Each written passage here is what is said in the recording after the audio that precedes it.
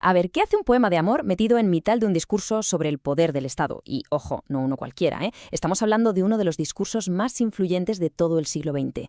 Pues vamos a intentar desentrañar este misterio. Una legendaria conferencia sobre política que de repente, de la nada, culmina con un soneto de amor de Shakespeare. Y es aquí, justo aquí, donde la cosa se pone realmente interesante. El contraste es que es brutal. Por un lado tenemos la política en su estado más puro, el monopolio de la violencia, el lado casi demoníaco del poder. Y por otro, la delicadeza de un poema que nos habla del canto de un ruiseñor, de la promesa de la primavera. Esta colisión tan extraña es, en el fondo, la pregunta central de nuestro análisis de hoy. ¿Qué buscaba exactamente Max Weber al unir dos mundos tan radicalmente opuestos? Bueno, pues para encontrar la respuesta nos toca viajar en el tiempo. Hay que entender la urgencia, casi la desesperación que se escondía detrás de la elección de estas palabras. Aquí el contexto lo es absolutamente todo. Pensemos en el momento. Max Weber pronuncia su conferencia apenas 80 días después del fin de la Primera Guerra Mundial. Alemania ha sido derrotada. Y en las calles no hay ninguna celebración, claro. Lo que hay es caos, hambre y un sentimiento de humillación que lo inunda todo. El coste humano de esa derrota fue inimaginable. Hablamos de casi 3 millones de jóvenes alemanes muertos. De un día para otro, todos los sacrificios inmensos de la guerra se habían convertido en un sufrimiento absurdo, sin sentido. Y esa sensación de pérdida trágica, claro, estaba en todas partes. Estas palabras de Kurt Eisner, que era un líder revolucionario de la época, pintan un cuadro desolador. La monarquía se ha derrumbado, dejando un vacío de poder tremendo. La sociedad está completamente rota, al borde de una guerra civil.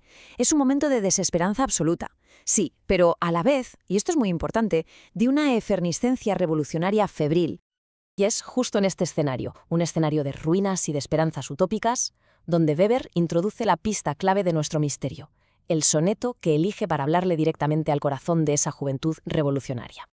Esta es la estrofa exacta. Intentemos imaginar la escena. Weber, frente a una audiencia de estudiantes idealistas, totalmente embriagados por la promesa de un mundo nuevo, y va y le recita estos versos sobre un amor cuyo canto se agota, justo cuando llega el verano. A ver, el sentido original del poema es bastante directo, ¿no? Algo que es precioso y es nuevo, como el canto del ruiseñor en primavera, pues pierde su magia con la costumbre, con el simple paso del tiempo. La intensidad del principio se va desvaneciendo, la novedad se convierte en rutina, lo de siempre. Bien, ahora vamos a conectar esta pista poética con la crisis política de Alemania. Aquí es donde todas las piezas del puzzle empiezan a encajar y se revela el núcleo, lo más importante del argumento de Weber. Aquí está el punto crucial. Weber está usando la metáfora del ruiseñor, pero no como algo bonito, sino como una advertencia muy directa.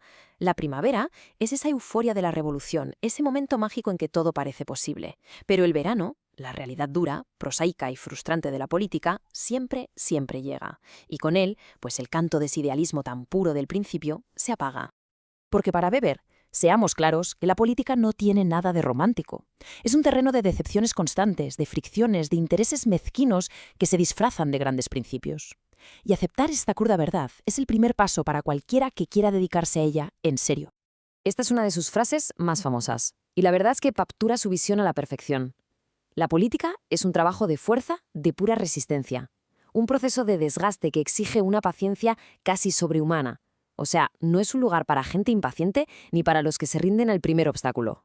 El verdadero test, la prueba de fuego que Weber les está planteando a aquellos jóvenes, es precisamente esa. ¿Qué queda cuando la magia de la noche revolucionaria se esfuma y la luz del día te enseña una realidad llena de imperfecciones? La auténtica vocación política no está en el arrebato del principio, sino en la fortaleza para seguir adelante en medio de la desilusión. Todo esto nos lleva a la pregunta final. Entendemos la metáfora, es potente desde luego, pero ¿por qué recurrir al lenguaje tan complejo de Shakespeare? ¿Por qué no decirlo de una forma más directa y ya está? Pues la respuesta, por sorprendente que parezca, podría estar en la propia estructura del lenguaje de Shakespeare. El inglés de su época es una fusión, una tensión constante entre sus raíces germánicas, las anglosajonas, que son palabras muy concretas, terrenales, viscerales, y las raíces latinas, que aportaron un vocabulario mucho más abstracto y formal. Es precisamente esta colisión, este choque entre lo terrenal y lo elevado, entre lo visceral y lo intelectual, lo que le da al lenguaje de Shakespeare esa fuerza tan arrolladora. Le permite explorar los conflictos más profundos del ser humano.